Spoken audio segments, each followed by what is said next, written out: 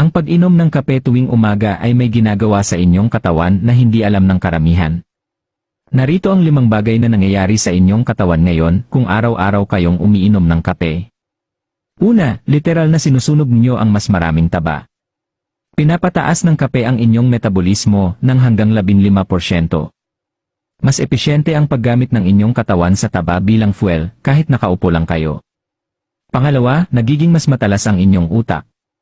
Ipinakikita ng mga pag-aaral na pinapataas ng kape ang memorya, focus, at reaction time.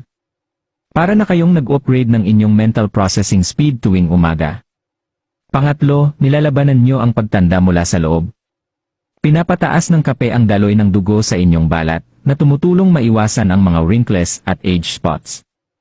Kaya naman ito ay nasa maraming mamahaling skincare products. Pang-apat, at ito ay nakakagulat, ito ay isang natural na pampabawas ng sakit. Sumakit ang ulo. Maaaring mapababa ng kape ang sakit, mas epektibo pa kaysa sa ilang over-the-counter na gamot. Binabarahan ng caffeine ang mga pain signals papunta sa inyong utak. Panlima, pinoprotektahan nyo ang inyong sarili laban sa cancer. Ang mga taong araw-araw na umiinom ng kape ay may mas mababang rate ng liver cancer at iba pang uri ng cancer. Literal na nilalabanan ng mga antioxidants ang sakit. Ilan na bang tasa ang iniinom